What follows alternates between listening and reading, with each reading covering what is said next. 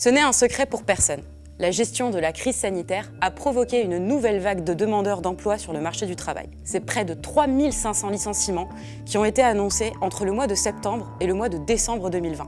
Entre 600 000 et 700 000 emplois pourraient être ainsi menacés selon les syndicats de Pôle emploi en ce début d'année 2021.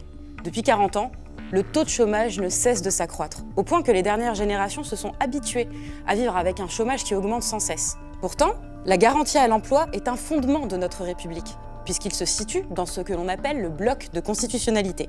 Chacun a le devoir de travailler et le droit d'obtenir un emploi. C'est ce qui figure dans le préambule de la Constitution de 1946. À l'angoisse de la crise de l'emploi s'ajoute désormais celle de la catastrophe climatique vers laquelle nous allons tout droit. Nos gouvernements semblent bien désemparés face à ces deux immenses problématiques aujourd'hui. Quelles sont les possibilités qui s'offrent à nous pour permettre à près de 2,4 millions de chômeurs de retrouver un emploi stable? Est-il possible de concilier défense de l'emploi et lutte contre le changement climatique? Pour en discuter, nous accueillons aujourd'hui Alexandre Ouizil, porte-parole de la campagne Un emploi vert pour tous.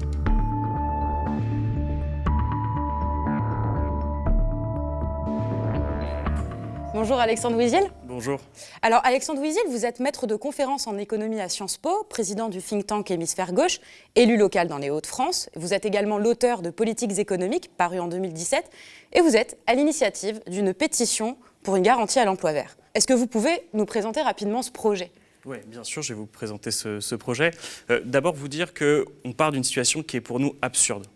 On indemnise aujourd'hui des gens à être malheureux chez eux alors qu'ils pourraient être dehors à contribuer au bien commun. Qu'on est dans une situation, c'est ce que vous avez dit en introduction, où il y a une transition écologique à faire, que cette transition écologique elle va impliquer de prendre de l'énergie carbonée et de la transformer en énergie humaine et donc de décarboner notre économie. Et donc on part de cette situation qui est absurde. Alors notre projet, il est simple, il est clair, c'est de créer 1 million d'emplois verts dans ce pays. 1 million d'emplois verts. Alors quel est le public qu'on cible d'abord? Le public qu'on cible, c'est les gens qui sont privés d'emploi depuis plus d'1 an. Pourquoi ? Parce que lorsque vous êtes au chômage depuis 1 an, d'abord du côté des employeurs, il y a une forme de stigmate qui commence à s'installer. Ça commence à être difficile de trouver un emploi. Et puis même pour vous, les choses commencent à être compliquées. Le moral baisse, ça commence à être difficile. Et donc on a décidé de cibler les chômeurs de longue durée, les gens qui sont privés d'emploi depuis plus d'1 an. Maintenant, pour quels emplois? Quels sont les emplois qui sont visés par les emplois verts? Ce sont tous les emplois de la transition écologique. C'est l'agroécologie, c'est le maraîchage, c'est tous les emplois de l'économie circulaire, c'est-à-dire les réparateurs d'objets du quotidien, les récupérateurs de matériaux rares. C'est tous ces métiers-là, les métiers de valorisation de la nature, comme des gardes forestiers, des gardes côtiers. Donc c'est tous ces gens qui peuvent contribuer à décarboner notre économie et qui aujourd'hui sont des emplois qui sont souvent absents de nos territoires. Et on fait tout ça, juste pour finir un mot sur le coût de la mesure, une mesure qui est peu chère par rapport à ce qui existe et ce qui a été fait en matière de politique de l'emploi. Nous, un emploi vert pour tous, créer 1 million d'emplois, ça coûte, on l'a calculé, entre 20 et 30 milliards d'euros. Le CICE, donc ça veut dire 20 000 euros par emploi. Le CICE, c'est 280 000 euros par emploi créé. Donc on propose une mesure qui permet de sortir des sociétés de chômage de masse, qui abîment le corps social, et on propose de le faire avec un financement qui est possible pour les finances publiques. Et c'est quoi exactement un emploi vert ? C'est tous ces emplois qui sont sur les territoires et qui permettent, je ne sais pas, je vais vous donner un exemple concret, une recyclerie. Une recyclerie. Au lieu d'avoir des objets qui sont jetés, on sait que l'incinération ou l'enfouissement, ce sont des catastrophes écologiques. Au lieu d'avoir ce type d'objet, vous pouvez avoir sur un territoire une recyclerie qui s'installe.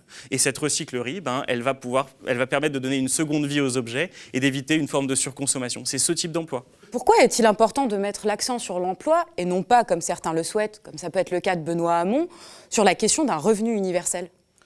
D'abord, peut-être vous dire que être sans emploi, c'est une catastrophe individuelle. Je vais juste vous donner quelques chiffres pour qu'on comprenne bien de quoi on parle. Ça a un effet terrible sur la santé, le chômage. Lorsque vous êtes au chômage, vous avez 25% de faire un syndrome dépressif. Lorsque vous êtes au chômage depuis plus de 6 mois, vous avez 33% de chances de faire un syndrome dépressif. Lorsque le chômage augmente de 10% dans ce pays, le taux de suicide augmente de 1,5%. Lorsque vous êtes au chômage, vous allez 2,5 fois moins chez le médecin si vous êtes une femme et 3,5 fois si vous êtes un homme. Vous avez un surrisque de maladies cardiovasculaires, d'AVC, etc., etc. Au total, ce que calcule l'INSERM, c'est que le coût de l'emploi en termes de vie humaine, de l'absence d'emploi, c'est 10 000 à 14 000 morts par an. Alors, on s'habitue à des chiffres rocambolesques avec le Covid sur les morts, mais si vous comparez à la sécurité routière, les morts sur les routes, c'est 3 500 morts par an. La sécurité de l'emploi, si on arrivait à la créer, c'est aussi tous ces morts-là qu'on évite, et donc c'est quand même un enjeu individuel. J'ajoute juste un point. Familial, lorsque vous interrogez les syndicalistes, par exemple des Conti, lorsque l'usine a fermé, sur les 700 salariés, c'est 250 ruptures amoureuses, hein, là je parle de leur vie familiale. Voilà pourquoi pour nous l'emploi c'est important. Donc là c'est le niveau individuel, puis au niveau collectif, il y a une très vieille étude peut-être que vous connaissez qui s'appelle Les chômeurs de Marienthal. C'est une des plus vieilles études de sociologie du travail qui date de 1933 dans le contexte de la montée du nazisme et qui raconte comment à Marienthal, quand l'usine ferme, qu'est-ce qui se passe. Et là on voit que, je vous donne un exemple, c'est sur les mentalités politiques, ça me semble absolument incroyable. Les gens arrêtent d'acheter des journaux politiques. Ils se mettent à acheter des gazettes avec des faits divers. C'est ce que constate l'étude. Alors que les gazettes sont plus chères. Hein. Donc tout d'un coup, les gens se désintéressent. Il y a une forme de désaffiliation politique. Il y a une forme tout d'un coup de croyance dans le millénarisme qui augmente. Donc en fait, ça abîme même les mentalités politiques. Et puis, il y a un coût économique qui a été calculé par ATD Quart Monde. C'est 36 milliards d'euros par an. Donc ça coûte 36 milliards d'euros par an aujourd'hui le chômage de masse. Voilà pourquoi c'est important. Maintenant, par rapport au revenu universel, pour répondre peut-être plus directement à votre question sur le revenu universel, il y a une générosité dans le revenu universel. Nous, on le nie pas, c'est pas le problème. C'est juste qu'on n'a pas du tout la même vision de l'avenir.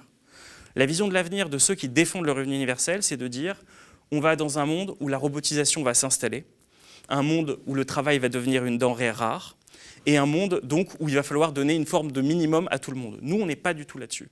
Nous, on pense que l'avenir, ce n'est pas un avenir comme ça qui se dessine, c'est plutôt un avenir où on doit faire la transition écologique, où on a besoin de tout le monde pour réussir cette transition écologique, et où, au contraire, il va y avoir des emplois qui vont se recréer avec de l'intensité en travail, ce que je disais au début, qui va augmenter. Et donc notre vision à nous, c'est au contraire qu'il n'y aura pas de chômage technologique ou pas autant que l'estiment les gens évidemment du revenu universel, que depuis le commencement de la mécanisation, on annonce la fin en fait du travail. Hein.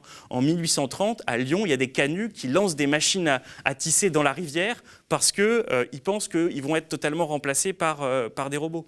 Et aujourd'hui, il y a des études encore un peu catastrophistes qui disent 40% de l'emploi va être remplacé, mais il y a des études qui disent plutôt 9%.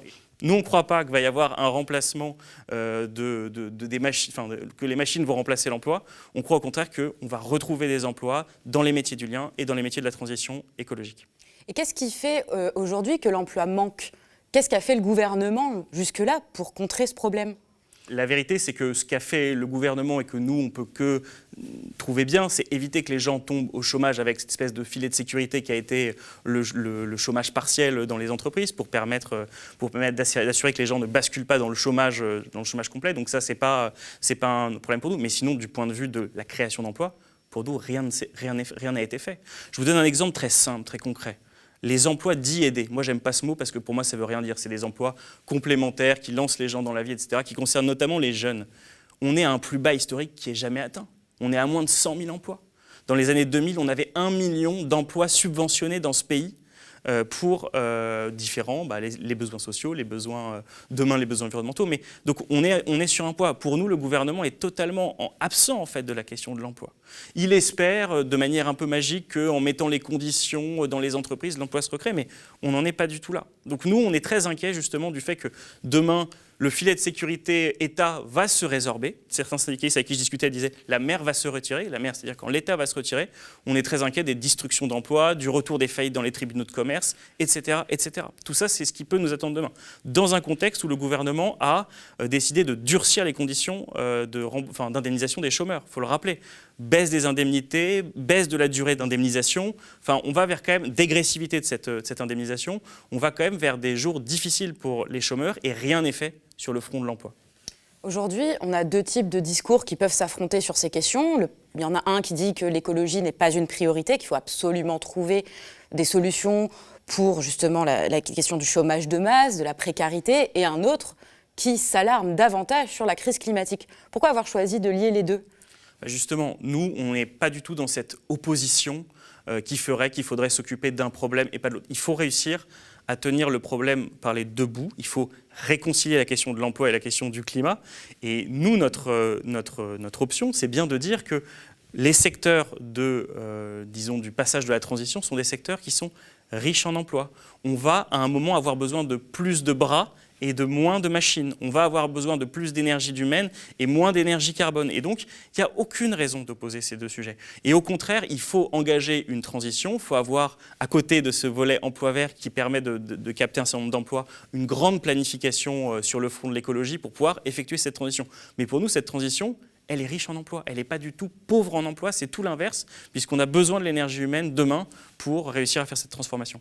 Alors, du coup, oui, vous nous avez donné des exemples. Vous dites qu'effectivement, cette transition va demander beaucoup d'emplois. Mais est-ce qu'il n'y a pas un problème sur la formation des personnes qui sont aujourd'hui au chômage, qui ne sont pas nécessairement formées à ce type d'emploi ?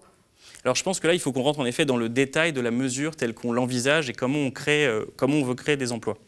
Au cœur de notre mesure des emplois verts pour tous, emploisvertpourtous.fr pour la pétition si vous voulez découvrir la mesure et signer, au cœur de cette proposition, il y a un dispositif qui s'appelle le comité local de l'emploi. C'est un lieu dans lequel sont réunis les élus locaux, les employeurs privés, les gens de l'insertion, les organisations syndicales, et sur chaque territoire.